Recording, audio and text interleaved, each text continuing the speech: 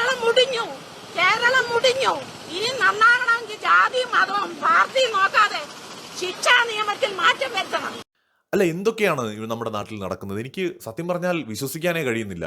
ഇത് ഒരു അധ്യാപികയുടെ വാക്കുകളാണ്. ആ വീഡിയോ ഇപ്പോൾ യൂട്യൂബിൽ സെർച്ച് ചെയ്താൽ മുഴുവനായിട്ട് നിങ്ങൾക്ക് കാണാം. എത്ര സ്ട്രോങ് ആയിട്ടുള്ള ഒരു പ്രതിഷേധമാണ് അവരുടെ ഭാഗത്തു നിന്ന് ഉണ്ടാവുന്നത്. അതായത് ഒരു കുട്ടിയെ 10ാം ക്ലാസ് പഠിക്കുന്ന 10-15 വയസ്സുള്ള ഒരു കുട്ടിയെ അടിച്ചു കൊന്നിട്ട് ആ കൊന്ന കൊലപാതകികളായിട്ടുള്ള പിള്ളേർക്ക് പരീക്ഷ എഴുതണം. പാലും പഴവും കൂടെ കൊടുക്കായിരുന്നില്ലേ ഇവന്മാർക്ക്? നോക്കൂ, 15 വയസ്സേ ഉള്ളൂ, 16 വയസ്സേ ഉള്ളൂ എന്ന് പറയുന്നത് അതിക്രൂരമായ ഒരു കുറ്റകൃത്യം ചെയ്തതിൽ നിന്ന് രക്ഷപ്പെടാനുള്ള ഒരു അവസരമാകരുത്. ഇപ്പോൾ 10ാം ക്ലാസ്സിലെ പരീക്ഷ ഇവൻ എഴുതാനുള്ള യോഗ്യത അവർക്കുണ്ടോ?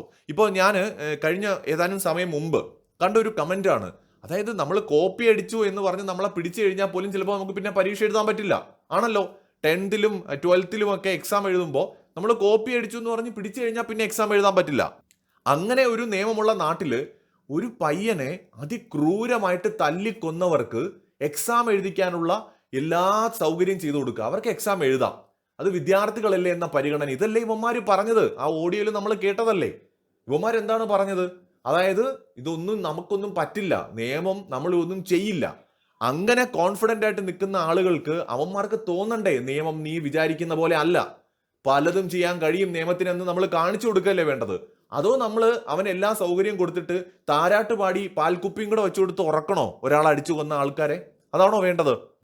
ഷഹബാസ് എന്ന് പറയുന്ന ആ കുട്ടിയുടെ പിതാവിന്, ആ കുട്ടിയുടെ കുടുംബത്തിനെ എന്തുകൊണ്ടാണ് ആർക്കും കാണാൻ കഴിയാത്തത്? അവരുടെ വേദന, അവരുടെ മകനെ കൊന്നവർക്ക് എല്ലാ സൗകര്യങ്ങളും, എക്സാം എഴുതാനുള്ള സൗകര്യം, ഇവനൊക്കെ പഠിക്കാനുള്ള അർഹതയില്ല, പരീക്ഷ എഴുതാനുള്ള അർഹതയും ഇവർക്ക് കൊടുക്കേണ്ട ആദ്യത്തെ ശിക്ഷയും അത് തന്നെയല്ലേ?